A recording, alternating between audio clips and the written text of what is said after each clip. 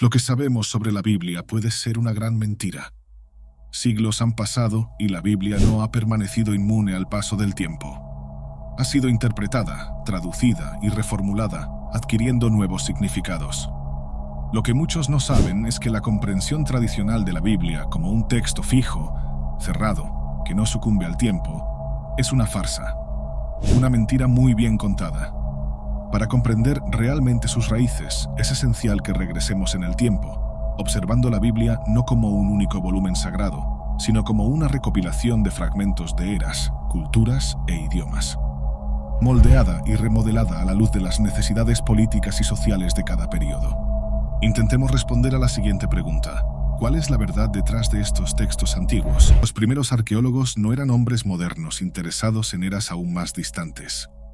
El estudio arqueológico se ha desarrollado mucho, pero los primeros estudios ocurrieron durante la Edad de Bronce, en el Mediterráneo. Donde había una ruina, había un legítimo interés en entender qué civilización ayudó a erigirlas antes de su caída. También existe un periodo más moderno, en la figura de John Aubrey, pero nuestro interés no está en los estudios más contemporáneos, porque la arqueología en aquella época tenía solo valor simbólico, como una curiosidad necesaria sobre el pasado, ante la posibilidad de construir para conocer. Ese camino no era científico en sí mismo y no exigía la metodología que existe desde hace al menos siglo y medio. Los primeros hombres interesados en el pasado son figuras de la antigüedad, sobre todo porque, en aquel entonces, cuando miramos hacia atrás, todos formaban parte de una misma historia. Como era de esperar, los primeros pueblos en observar el pasado en busca de comprender los eventos canónicos que los llevaron hasta ese punto salieron del nuevo imperio de Egipto. Este fue un periodo de gran transformación y piedra angular de lo que se convertiría en el Egipto antiguo. Entre las transformaciones, hubo una expulsión sistemática de los Hicsos, una expansión bélica y territorial a gran escala que influenció no solo el territorio egipcio, sino también diversas regiones vecinas. Si entendemos la Biblia como un relato histórico, fue durante este periodo que ocurrió el Éxodo. Un periodo y un libro que marcaba las perturbaciones hasta que el pueblo liderado por Moisés finalmente llegó a la tierra prometida. Durante esa época, los faraones descubrieron entre los escombros la Esfinge. Con lo que quedó de ella rescatada a través de excavaciones, reconstruyeron un artefacto de la cuarta dinastía, hecho para el faraón Yatsafre. Aunque no tenemos registros históricos que afirmen con precisión quién ordenó la excavación, y si la reconstrucción era un regalo destinado a un faraón específico o solo una manera de celebrar el monumento, existen informaciones concretas, como esculturas que apuntan a la cronología tras el fin de la cuarta dinastía.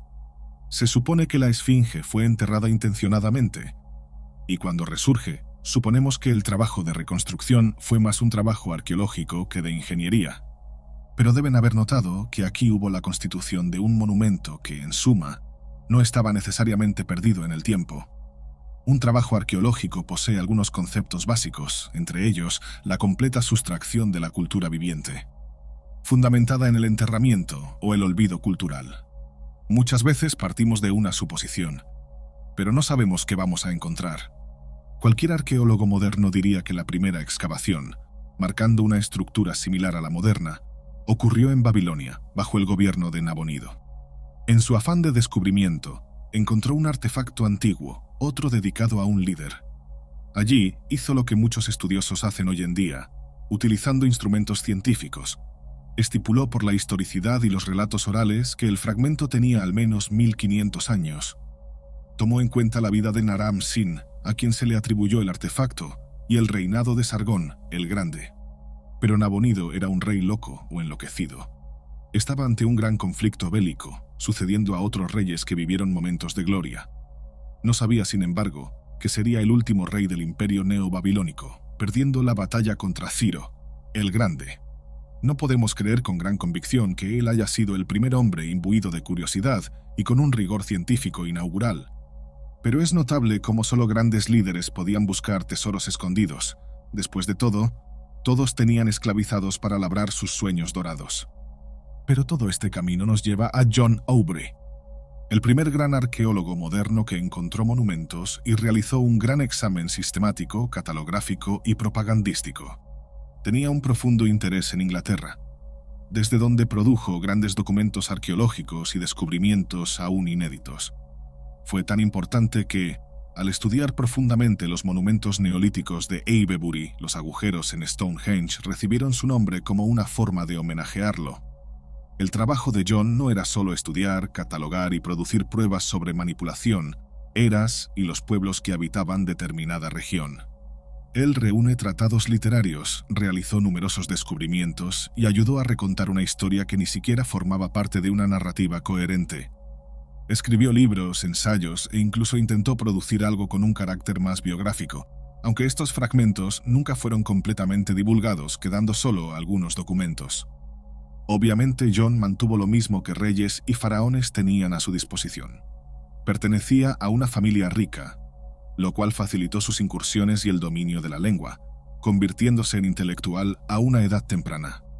Durante su vida no pudo completar sus estudios debido a guerras, pero nunca dejó de producir. Uno de sus textos más famosos salió en esa época.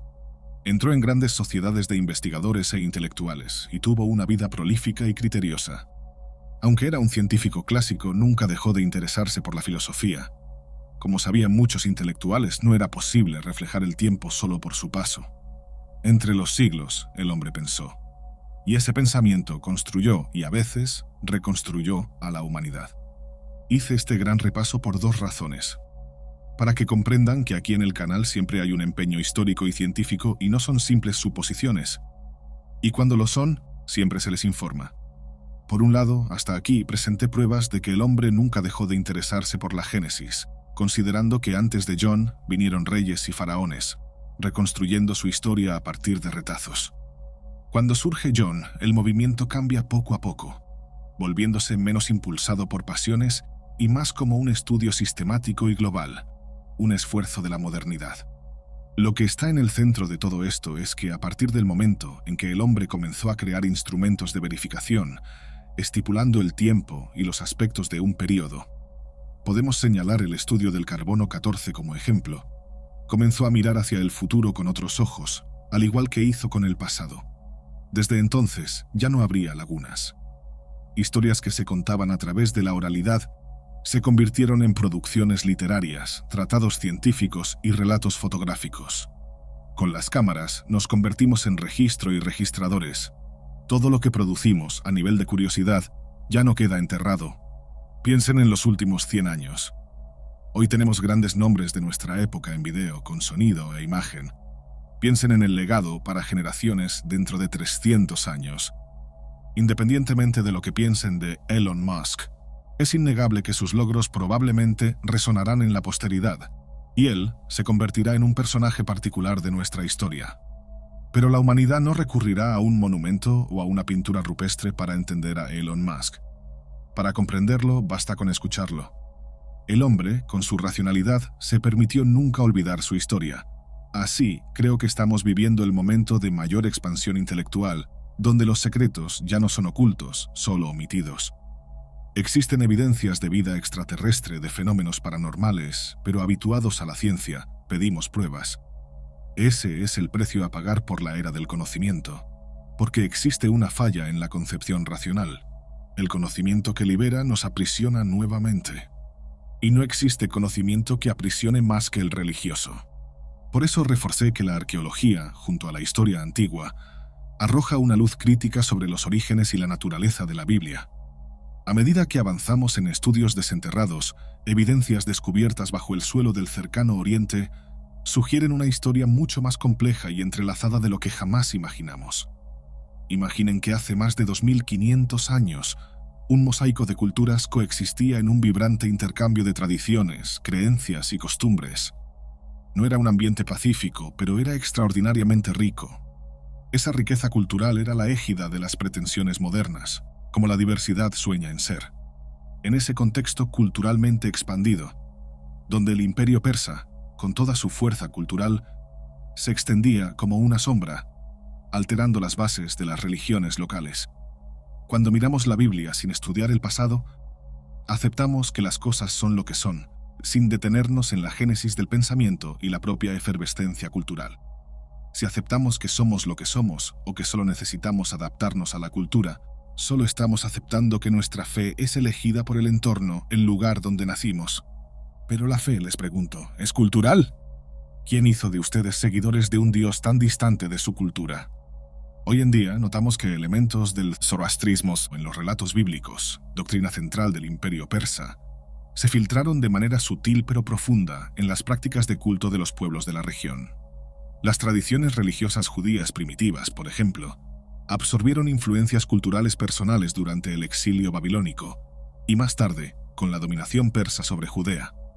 No debemos tratar esto como un detalle, sino como un aspecto determinante. La Biblia, en muchos de sus aspectos, refleja lo que llamamos sincretismo cultural, un proceso en el que diferentes tradiciones se mezclan, creando algo nuevo e inesperado. Por lo tanto, si hoy vemos la Biblia como una narrativa única y consolidada, sería preciso cuestionar: ¿esta imagen corresponde a su verdadera historia? Para entender las raíces del judaísmo, necesitamos hablar de algo menos conocido: el yahvismo. Al principio, Yahweh no era el Dios único que conocemos hoy. Yahweh formaba parte de un panteón de dioses, siendo inicialmente cultivado como una divinidad tribal específica, un Dios que defiende y protege a su pueblo en medio de la multiplicidad de divinidades del antiguo cercano Oriente. Este culto primitivo, el yahvismo, era fluido, abierto a otras imaginaciones y distante de las características monoteístas que asociamos con el judaísmo moderno. Cuando pensamos en Yahweh como el Dios supremo del monoteísmo, olvidamos que él también tuvo su evolución. En el antiguo cercano Oriente, las divinidades no solo coexistían, sino que muchas veces fueron reinterpretadas y absorbidas en cultos locales. El culto a Yahweh no fue diferente. Él, como un dios tribal y guerrero, poseía características que con el tiempo se fusionaron con otros arquetipos divinos. Fue comparado e incluso mezclado con figuras de dioses extranjeros, como el del panteón cananeo. Otro aspecto de esta transformación está en la cuestión de los dioses tolerados. En el yahvismo primitivo, otras divinidades todavía eran adoradas paralelamente a Yahweh. Esta práctica no solo era permitida, sino que formaba parte de la complejidad de la fe. De hecho, el monoteísmo absoluto de Yahweh fue un proceso gradual y complejo, marcado por reformas religiosas y una centralización que llevó siglos en consolidarse. La supremacía de Yahweh, como el único Dios reconocido de Israel, fue más un desarrollo estratégico que un principio teológico original. A diferencia de lo que se imagina, la religión organizada era algo inexistente en esos tiempos antiguos. El yahvismo, como culto centralizado en Yahweh, evolucionó en paralelo con las influencias culturales y políticas de la región, incorporando elementos de tradiciones vecinas. En ese tiempo, no existía un concepto fijo de fe única. Por el contrario, el sincretismo era un aspecto natural de las prácticas espirituales. Las comunidades del cercano Oriente adoptaban y transformaban a los dioses de los pueblos a su alrededor, una práctica que permitió al yahvismo absorber influencias religiosas persas, como el zoroastrismo. Esta antigua religión, que predicaba la existencia de una dualidad entre el bien y el mal, conceptos dinámicos que moldearían el entendimiento de Yahweh y el surgimiento del monoteísmo. Imaginen un culto donde los rituales aún no estaban estandarizados y donde Yahweh coexistía con divinidades menores y locales como Baal y Aserá. Pero, ¿cómo esa afirmación se transformó en una estructura religiosa unificada? La respuesta está en la política y en los cambios sociales que ocurrieron en los siglos siguientes. Yahweh se fue convirtiendo poco a poco en el Dios central de Israel, no solo como una entidad espiritual, sino como un símbolo de unidad e identidad en una región donde la lealtad estaba fragmentada y era disputada entre numerosos dioses. Aunque inicialmente fue parte de un proceso político, probablemente se estableció mediante una necesidad, pero no con una motivación clara desde el principio. Era más subjetivo antes del interés dogmático, porque el pueblo siempre avanza o perece en la historia. Cuando leemos sobre civilizaciones, leemos sobre personas que se reunieron en torno a ideas, a veces sin siquiera mencionarlas, como si algo misterioso las acercara. Como los mayas, quienes establecieron una relación de adoración con la naturaleza que se extendía por límites geográficos distintos, sin haber recibido siquiera este nombre como parte de su identidad cultural, porque los mayas no se veían a sí mismos con ese nombre, una contribución de los historiadores tratando de reducir esta tradición a un periodo y a un grupo de manifestaciones culturales similares.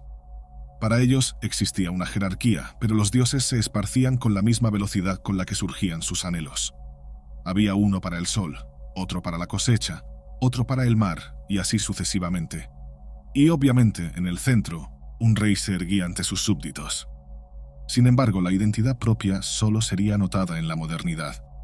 Es obvio que una organización bien construida, liderada por solo una figura religiosa centralizadora, sería importante para construir una identidad propia.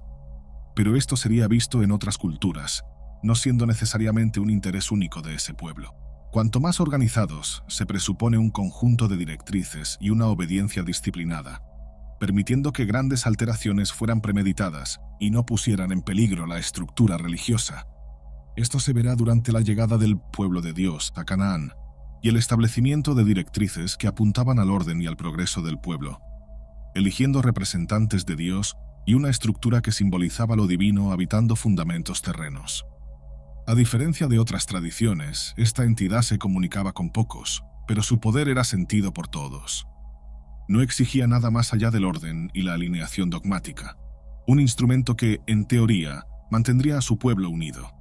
El zoroastrismo persa contribuyó profundamente a esta transición.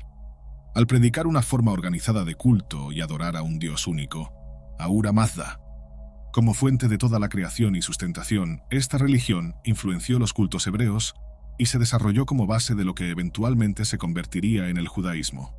La exclusividad de Yahweh, hasta entonces una idea inusual, se solidificó. De ser un dios entre muchos, Yahweh se convirtió en el Dios. Y la tradición yavista se transformó en un monoteísmo organizado. Con la llegada de Alejandro Magno, el cercano Oriente fue absorbido en un torbellino de transformación cultural sin precedentes. Al conquistar el imperio persa, Alejandro expandió las fronteras de la cultura helenística e impulsó un intercambio cultural que atravesó todas las esferas de la sociedad, desde la arquitectura hasta las prácticas religiosas. Alejandro impuso una dominación militar, pero promovió un cambio estructural que influiría en los textos bíblicos en desarrollo. Alejandro era un símbolo de conquista y poder absoluto. Nació en el año 356 a.C., en Macedonia, un reino al norte de Grecia, y vino al mundo destinado a gobernar. Su padre, Filipo II, fue el rey que consolidó el poder de Macedonia y comenzó a unificar las ciudades-estado griegas. Pero fue Alejandro quien realizó lo que muchos consideraban imposible. Unió a pueblos de diversas lenguas y costumbres bajo un solo imperio, expandiendo sus dominios de manera casi mítica hasta las fronteras de la India. Antes de su muerte prematura, a los 32 años, Alejandro ya había conquistado lo que en ese entonces era el imperio más grande que el mundo antiguo había conocido. Educado por Aristóteles, el gran filósofo Alejandro creció inmerso en las enseñanzas de la filosofía, la ciencia y la mitología griega, pero también con un sentido de propósito divino, creyendo que su misión era difundir la cultura griega por el mundo. En cierto modo, era un visionario. En sus campañas no solo dominaba territorios, sino que fundaba ciudades, más de 20, nombradas en su honor, entre las cuales Alejandría, en Egipto, es la más conocida. Cada ciudad era como una semilla de su cultura y poder, un centro donde las tradiciones griegas se mezclaban con las locales, formando una fusión única y duradera. Al invadir Persia, Alejandro desafió el vasto y poderoso imperio de los aqueménidas. Derrocó al rey Darío III, derrotándolo en batallas legendarias como las de Isos y Gaugamela, donde su estrategia militar, rapidez y habilidad fueron imbatibles. Para Alejandro, cada batalla era una prueba de su destino, y cada victoria, un paso hacia su gloria. El propio Alejandro creía ser descendiente de héroes y semidioses griegos como Aquiles, de quien decía haber heredado el espíritu invencible. Pero Alejandro Magno no era un guerrero invencible, sino un líder que, por un breve y glorioso momento, transformó el mundo en una unidad cultural y política. Así, la Biblia hasta aquí habría sido moldeada, tanto en las crónicas que presentaría como en el ejemplo de fe testimoniado por la humanidad. Después de la muerte de Alejandro, el imperio fue dividido entre sus generales, comenzando el período helenístico, donde el cosmopolitismo y el sincretismo se transformaron en normas culturales. En ciudades como Alejandría, uno de los mayores centros del mundo antiguo, el conocimiento era sistemáticamente almacenado y protegido en la Biblioteca de Alejandría. Este ambiente de saber era uno de los pocos espacios donde diferentes tradiciones religiosas y culturales, incluidas las hebreas, podían coexistir e influenciarse mutuamente. Este es uno de los puntos importantes en la formación de la Biblia, tal como la conocemos hoy. Llegaremos hasta los días actuales, pero por ahora noten que las transformaciones casi siempre fueron minuciosas y no necesariamente perversas. El objetivo era construir un saber unitario sobre el todo, y el intercambio cultural facilitó la reconstrucción de una visión cosmológica suprema. Porque los libros que allí estaban contenían semejanzas, pero las lagunas, aquello que los diferenciaba, comenzaron a integrarse al canon. Es posible afirmar que la composición y estructuración de la Biblia tomaron forma definitiva en este periodo de intenso sincretismo cultural, a medida que los textos hebreos eran reinterpretados a la luz de la filosofía y la ciencia helenísticas. El contenido bíblico fue consolidado para responder al contexto intelectual y espiritual del mundo mediterráneo. Textos antiguos, preservados por las tradiciones judías, fueron adaptados para adecuarse al pensamiento helenístico, creando una versión de la narrativa que ahora era accesible no solo para los judíos, sino también para los griegos y romanos. Si no conocen la Biblioteca de Alejandría, no era solo un lugar para visitar una vez en la vida. Representaba un verdadero santuario de culturas, donde el pensamiento humano era cultivado y las ideas de diferentes pueblos encontraban espacio para interactuar y transformarse. Fue en este contexto de intercambio y análisis intelectual que los textos bíblicos lograron tomar una forma más estructurada. Alejandría, bajo el dominio ptolomaico, se convirtió en una ciudad donde la cultura griega y las tradiciones egipcias y judías no se desafiaban bélicamente, sino que se apoyaban mutuamente, generando un ambiente propicio para el nacimiento de lo que algunos llaman judaísmo alejandrino. Este proceso dio origen a la Septuaginta, la primera traducción de los textos hebreos al griego, una tarea extremadamente difícil y muy importante, porque no solo tradujeron las palabras, sino que las reinterpretaron aportando nuevos significados. Este fue un punto de inflexión para los textos bíblicos. Al ser traducidos al griego, los textos comenzaron a ser accesibles a una audiencia mucho más amplia, incluidos griegos, egipcios y otros pueblos que formaban parte del vasto imperio helenístico. Esta traducción trajo interpretaciones que alteraron la comprensión original de las escrituras hebreas, añadiendo conceptos y matices helénicos que tenían más sentido en la cultura griega. Este es uno de los mayores desafíos de las traducciones. Necesitan mantener el alcance, el origen y evitar desviaciones, pero al mismo tiempo ofrecer nuevos caminos. El idioma está íntimamente ligado al proceso cultural y a la evolución intelectual. Los hombres crearon alfabetos complejos y, en algunos casos, arcaicos, que limitaban el entendimiento de sensaciones e ideas. Y la Biblia, al ser una literatura espiritual, sufrió mucho con tradiciones que no lograban explorar múltiples capas. Ya he mencionado que he traducido documentos y tratados del alemán, y la traducción al inglés siempre es difícil. El alemán, aunque parece minimalista, posee solo algunos conjuntos de palabras para explicar grandes y complejas ideas, como si las palabras contuvieran sentidos ocultos. Al traducir, empleamos varios párrafos, porque la traducción no solo debe contener el sentido expreso, sino el sentido subjetivo de la frase. Así, la Septuaginta fue una traducción que representaba una fusión cultural que fue moldeada por las necesidades y destinada a un nuevo público diverso. Por ejemplo, el concepto de sabiduría en las escrituras hebreas adquirió un carácter casi filosófico en la traducción griega, acercándose a las ideas de conocimiento y virtud difundidas por Platón y Aristóteles. Una traducción, en su esencia, siempre será un proceso de fragmentación y apropiación, por más hábil que sea el traductor. Al emplear la sabiduría dentro de un contexto más griego, el sentido se pierde, pero también se amplía, considerando que, afortunadamente en este caso, heredamos mucho culturalmente de los griegos. Esto amplió el alcance de la Biblia y la insertó en una arena de debates filosóficos y culturales. La presencia del judaísmo en la cultura helenística transformó la Biblia en una obra de significado universal, un texto que comenzó a dialogar con una diversidad de tradiciones y a reflejar valores e ideas que trascendían las fronteras de Judea. Así, la Biblioteca de Alejandría y el proceso de traducción de la Septuaginta permitieron la difusión de los textos bíblicos y lograron que estos textos cargaran elementos culturales y filosóficos griegos.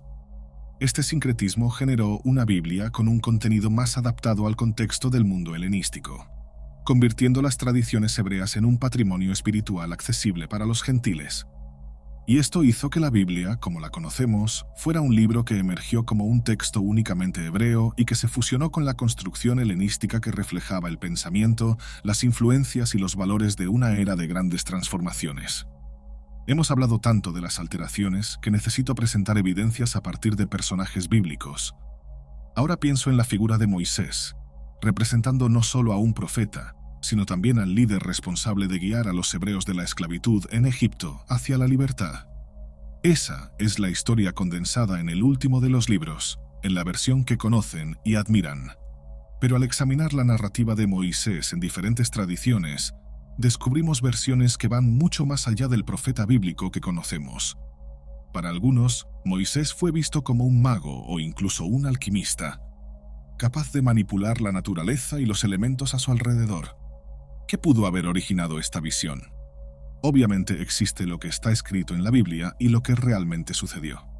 El proceso de alteración es cultural, pero la historia contenida en ella es inalterable. Cuando negamos alguna narrativa, también estamos moldeando nuestra propia historia y la conexión que los hombres tenían con lo divino, lo cual abre puertas para suposiciones. Una de ellas es que Moisés, por cuenta propia, era poderoso y sus logros eran realizaciones personales. La otra es que Moisés probablemente no tenía habilidades, fueran divinas o no. Analizando fuentes hebreas, él es el siervo fiel de Yahweh. Pero en los textos griegos y romanos, Moisés es definido como alguien que dominaba los misterios ocultos, como las artes de transformación y manipulación de la naturaleza. La visión helenística lo comparaba con figuras míticas como Orfeo, quien usaba su música para acceder al mundo espiritual, o con sacerdotes egipcios que, según relatos antiguos, practicaban la magia como forma de comunicación con lo divino. Para muchos pensadores griegos, la sabiduría de Moisés parecía asemejarse a la de los grandes iniciados de la antigüedad, los portadores de los secretos del cosmos. Personajes que se proyectaban por encima de la humanidad y podían comunicarse con la naturaleza, con las propias divinidades contenidas en ella. Los milagros realizados por Moisés, el mar que se abre, el agua que brota de la roca, el maná cayendo del cielo, eran para esas culturas vistos desde una óptica mágica y alquímica. En aquel tiempo, la línea entre ciencia y magia era tenue, y la ciencia en sí era frecuentemente vista como una manifestación de lo sagrado. En este contexto, Moisés se convierte en un personaje mucho más rico, y sus logros son explorados fuera de las categorizaciones modernas, encarnando la fusión entre el conocimiento esotérico y la autoridad religiosa. La importancia de Moisés en la narrativa bíblica también refleja el deseo de posicionar la historia hebrea como tan grandiosa y mítica como las epopeyas de las civilizaciones vecinas. Moisés, con su liderazgo carismático y capacidad de trascender la comprensión humana, aparece en la Biblia como una figura que supera los límites de la mortalidad. La imagen de Moisés que surge es todo menos frágil, y esa fortaleza lo convierte no solo en un profeta, sino en una figura tan mítica como lo práctico, ligado a lo misterioso y lo tangible, conforme a las necesidades narrativas de la época. Podrían pensar que no tendría sentido posicionar a Moisés como una figura tan poderosa como Dios, pero recuerden que el yavismo primitivo era un culto abierto a otras divinidades, y Yahweh no pretendía ser exclusivo de los hebreos. En sus primeras etapas, Yahweh ni siquiera podía ser visto como un líder similar a Zeus que representaría al dios de los dioses. Había espacio para que todos pudieran aspirar al trono. Esto fue cambiando, pero no debemos olvidar que, en el origen, todo tenía sentido. Con el cambio gradual hacia una adoración única, impulsado en gran medida por reformas religiosas hechas por reyes de Israel y Judá, como Josías. Bajo su reinado, hubo un esfuerzo masivo para centralizar el culto en torno a Yahweh y erradicar la atracción hacia otros dioses. Estos reyes estaban profundamente conscientes del poder del monoteísmo como una fuerza unificadora para el pueblo. Al establecer una fe centrada exclusivamente en Yahweh, consolidaron el control político y territorial, creando una identidad común que fuera inmune a la influencia externa. Esto aseguraba la perpetuación del poder que sostenían y la consolidación de su reinado por largas décadas. Este monoteísmo, sin embargo, no fue una creación espontánea. Fue moldeado también por las presiones sociales de la época, un camino opuesto. La adopción de un Dios único como núcleo de la religión y de la identidad hebrea fue un movimiento que servía tanto al propósito espiritual, garantizando una cohesión que ayudaba a resistir las influencias extranjeras, como al de consolidar el poder de las élites religiosas y políticas locales. Imaginemos que, en un primer momento, la sensación subjetiva del pueblo era la de pertenecer a la gran nación de Dios, a aquella que heredaría todos los privilegios de la tierra.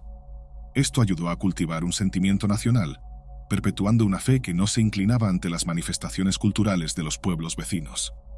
Pero después de Alejandría, podemos imaginar que la traducción de la Biblia, o incluso el rescate de las antiguas escrituras, moldearon solo el prólogo. Ya deben haber notado especialmente, si suelen visitar el canal, que la Biblia fue un proyecto de las élites intelectuales y religiosas que tenían en mente una política clara: construir una identidad cohesionada y unificada para los hebreos. Al compilar y redactar los textos sagrados, los escribas y las élites religiosas respondían a desafíos y conflictos específicos de la época. Los textos no reunían solo historias de fe, sino respuestas a los dilemas sociales, espirituales y políticos del período. Cada línea estaba moldeada por el contexto y las presiones de su tiempo, ya fuera en la unificación del pueblo o en la defensa contra las amenazas externas. Estos textos eran un manual de vida cotidiana, un fundamento moral que indicaba lo que debía cultivarse o evitarse. Estas élites eran conscientes del poder que los textos podían ejercer sobre el pueblo, al preservar, modificar y, en muchos casos, reinterpretar las tradiciones orales. Los escribas creaban una narrativa que legitimaba la fe, pero también la consolidaba como una fuerza de contención. Al adoptar un tono unificado y centralizado, los textos sagrados reforzaban la identidad colectiva y la autoridad de los líderes religiosos, creando una relación desigual entre los adeptos y las oligarquías. Esta adaptación y reelaboración de los textos sagrados sirvieron para prescribir prácticas, normas e ideales que consolidaron el poder de las élites religiosas. Al conservar y redactar estos textos, las élites hebreas establecieron una base doctrinal, definiendo límites y estándares que aseguraban la cohesión social y política de una sociedad en transformación. Mientras Dios se convertía en una figura mística y personal, Yahweh adquiría rasgos que, en tiempos anteriores, se atribuían a otras personalidades. Yahweh, por ejemplo, comparte características con el dios Baal, un dios de la tormenta adorado por los pueblos vecinos, y también con él, considerado el padre de los dioses en el panteón cananeo. La semejanza con Baal, quien también era representado como un dios guerrero, sugiere que la identidad de Yahweh fue expandida para consolidar e integrar el poder del monoteísmo emergente. Sabemos que la historia bíblica revela que Baal era adorado entre los fenicios y que el culto causaba molestias al pueblo recién llegado a la tierra prometida, ya que representaba una afrenta al dios que defendían en ese momento. Esta reconstrucción histórica sugiere que Baal era un dios armonioso entre todas las entidades, algo reforzado en antiguas escrituras y artefactos arqueológicos. En realidad, cuando se menciona a Dios en la región, Baal ya era una figura enorme, con monumentos en vastas áreas y adorado por innumerables pueblos. Para distanciar y centralizar al Dios bíblico, los escribas crearon esta batalla incesante entre el bien y el mal. Entonces, todo el panteón se vuelve antagónico al Creador, el Señor de todas las cosas. Como todos son criaturas suyas, las narrativas recrean en el reino, donde las entidades vivían en armonía como ángeles que, al corromperse, se pierden y terminan heredando el inframundo junto a Lucifer. Así se inaugura la tradición de los demonios que lideran a la humanidad hacia la perdición, como en el pecado original, en las seducciones bíblicas y en las promesas de gloria ofrecidas a Cristo en el desierto. Baal, lentamente, se fusiona con la autoridad divina, sometiéndose y adquiriendo connotaciones malvadas.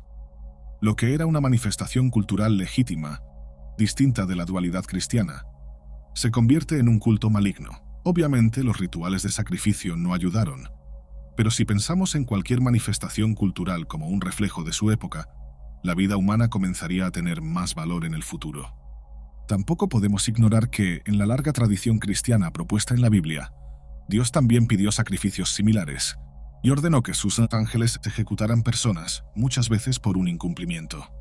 Si Dios es supremo y Señor de todas las cosas, sus actos ciertamente no deberían adaptarse a un concepto de bondad o maldad meramente humano. Así que, al hablar de Baal, solo estamos reproduciendo un prejuicio instalado en nuestras mentes por años de reformulación moral, tomando prestados artificios legislativos de la ley y de los mandamientos religiosos. Este proceso de sincretismo no se restringe a los dioses locales. Influencias egipcias y mesopotámicas también formaron parte de la tradición hebrea, enriqueciendo y complejizando el carácter de Yahweh antes de la reconstrucción política, religiosa y cultural. En Babilonia, el dios Marduk era venerado como una divinidad suprema que gobernaba sobre otros dioses, y esta jerarquía se refleja en el modo en que Yahweh empezó a ser representado.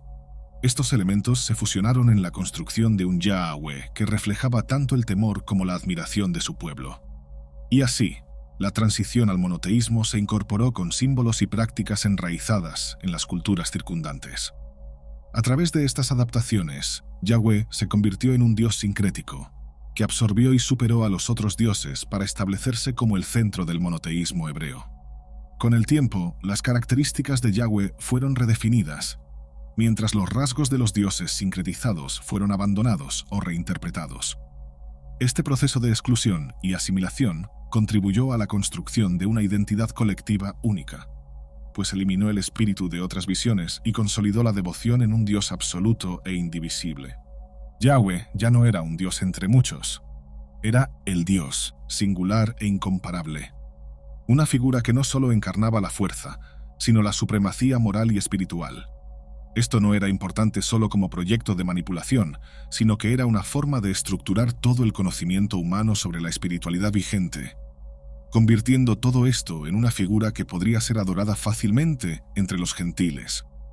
Obviamente esto era de interés para quienes detentaban el poder, pues consolidaba aún más su autoridad. La religión judía, ya monoteísta, comenzó una competencia con cultos como el mitraísmo y el gnosticismo, que ofrecían interpretaciones y rituales que también enfatizaban la espiritualidad y el poder divino. El mitraísmo, en particular, ganó popularidad entre los soldados romanos y simbolizaba una filosofía de vida tanto militar como espiritual. Este culto promovía un sentido de hermandad y compromiso con el misterio divino, lo cual atrajo a muchos seguidores. El gnosticismo, por otro lado, ofrecía una forma de espiritualidad interiorizada, donde el conocimiento secreto y la iluminación personal eran el objetivo final. Estos sistemas religiosos, aunque no eran abiertamente hostiles al yavismo, representaban desafíos al monoteísmo judío, que continuaba expandiéndose y fortaleciendo su concepto de Yahweh como el Dios único y verdadero. En este periodo, el cristianismo también surgió como una fuerza espiritual significativa, originándose del judaísmo y propagándose entre judíos y gentiles. Las prácticas yavistas permanecieron, en muchos casos, integradas a la espiritualidad romana, especialmente a través de amuletos, inscripciones y símbolos mágicos populares entre el pueblo. A diferencia de un monoteísmo absoluto, había una permeabilidad cultural en la que el yavismo coexistía con otras prácticas espirituales, representando tanto una tradición exclusiva como un elemento de sincretismo latente. Aún con el desarrollo de religiones monoteístas bien definido, muchos elementos del yavismo continuaron practicándose en las tradiciones judías, cristianas y en las Kabbalah. Estos antiguos conceptos permitieron que las prácticas de culto a Yahweh se transmitieran a través de las generaciones, manteniendo su papel fundamental en la espiritualidad y en los rituales. Elementos como el uso de nombres sagrados, la representación de seres espirituales y el concepto de alianza divina entre Yahweh y su pueblo conservaron el espíritu original del yavismo, infundiendo al judaísmo y al cristianismo una conexión directa con sus antecesores. El cristianismo primitivo, aunque buscaba diferenciarse del yavismo, mantuvo muchos de sus elementos esenciales. Por ejemplo, el concepto de santidad y de verdad divina fueron preservados, con Cristo en el centro y frecuentemente asociado a la figura de un Mesías esperado, aquel que cumpliría las profecías judías. El concepto de alianza se extendió al cristianismo, donde la idea de una relación especial con Dios era una parte importante de la fe. En ambos casos, el monoteísmo organizado continuó siendo modelado por ideas y prácticas yavistas. La Cábala, con su enfoque en el misticismo y en las interpretaciones profundas de los textos bíblicos, También ejemplifica cómo las prácticas yavistas sobrevivieron, reflejando la continuidad de ideas que nunca fueron realmente abandonadas, sino que evolucionaron a medida que las tradiciones espirituales se transformaron y adaptaron a los nuevos tiempos. Al explorar las raíces y las transformaciones del yavismo, nos enfrentamos a la realidad de que la historia bíblica no es una narrativa lineal e inmutable, sino una construcción moldeada por contextos políticos, influencias culturales y transformaciones sociales. En su viaje desde un culto tribal hasta el monoteísmo absoluto, dejó un legado que aún influye en la manera en que comprendemos la fe y la espiritualidad. Mucho de lo que saben no es producto de su entendimiento personal sobre el mundo. La teología ha evolucionado lo suficiente como para enseñarles cómo adorar y cómo debe manifestarse su fe, además de lo que la Biblia incentiva. Lo que revela la trayectoria del yavismo es que la Biblia y la fe no son intocables. Por el contrario, son monumentos flexibles de creencias, experiencias y tradiciones que han evolucionado a lo largo de los siglos, adaptándose a las necesidades y desafíos de cada época. Son un ejemplo de cómo una identidad espiritual puede ser refinada y transformada para mantenerse relevante. Una manifestación que refleja la propia naturaleza de la fe humana, mutable, resiliente y siempre en busca de significado. ¿Refleja realmente nuestra visión sobre la Biblia sus orígenes? ¿O estamos ante una construcción histórica que merece ser reinterpretada a la luz de los hechos? Esta pregunta nos invita a revisar el pasado con ojos críticos y mente abierta, confirmando que la fe no necesita ser frágil para ser auténtica. Puede, al contrario, encontrar fuerza en su historia compleja y en sus raíces profundas, fortaleciéndose al acoger la verdad. Estamos ante un misterio, la construcción continua de lo divino y de cómo se ha enraizado en la conciencia humana. Lo que queda claro es que la Biblia, en todas sus versiones e interpretaciones, continúa despertando preguntas que desafían nuestros conceptos y nociones, abriendo una ventana a verdades que quizá aún permanezcan ocultas. Podemos afirmar que la Biblia no es solo un texto, sino una tradición viva, que refleja tanto las aspiraciones como los temores de la humanidad a lo largo de los milenios. Cada línea fue escrita con un objetivo claro, pero también con capas de significado que se revelan de manera diferente a cada generación. Sin embargo, ese poder del texto bíblico es exactamente lo que lo convierte en un terreno fértil para debates, tanto religiosos como históricos. La Biblia se moldeó para ser eterna, no por permanecer intacta, sino precisamente por adaptarse, por convertirse en parte del lenguaje y de las culturas que la recibieron y la recrearon. Quizá la Biblia sea, sobre todo, una provocación. No se ofrece como una verdad simple y clara, sino como un conjunto de misterios que se doblan y desdoblan, exigiendo que cada uno de nosotros busque no solo respuestas, sino también nuevas preguntas. Lo que es triste, de cierto modo desafiante, cuando vemos de cerca en lo que se han convertido las tradiciones religiosas hoy en día. Aunque tomemos al catolicismo como ejemplo de religión que siempre estuvo oscurecida por el empeño humano y su hambre de poder, no podemos negar que las entidades religiosas dejaron de reflejar el concepto de iglesia y dejaron de abrir sus puertas a la comunión, ofreciendo más imposiciones dogmáticas y subproductos que han transformado la fe en una mercancía altamente lucrativa. Algo que, reformulado o no, fue previsto por la Biblia. El hombre siempre hará concesiones, olvidándose del verdadero concepto del diezmo, la adoración y la fe. Esta no presupone intermediarios ni mercaderes de la fe que se esparcen como virus. Dios, cualquiera que sea, tampoco pedirá sacrificios. Clásicamente hablando, cuando esto era necesario, la relación del hombre con lo divino era de completo miedo. Lo que hizo la religión fue acercarnos a un Dios benevolente, a medida que entendíamos la fe y los rigurosos procesos de la naturaleza, impidiendo que atribuyéramos, por ejemplo, una cosecha escasa a un castigo divino. Dios comenzó a exigir menos cuando la humanidad dejó de confrontarlo cada vez que no entendía cómo funcionaba el mundo, mecánicamente hablando. Por eso la comunión con Dios le debe tanto a la ciencia, irónicamente, la ciencia le debe tanto al intelecto, que sería una creación divina. Si la historia que vivimos es solo un giro de página hacia lo divino, nuestras ambiciones, miedos y trayectorias son efímeros como la vida. Esto nos permite escapar del dualismo aterrador de las oligarquías religiosas, que buscan convertir mediante el dolor y acumular recursos para mantenerse por otro siglo. Y esto es demasiado importante para que sepamos que el mundo que conocemos no está definido. Está en constante evolución. Somos nosotros quienes la mayoría de las veces no logramos percibir el impacto del paso del tiempo.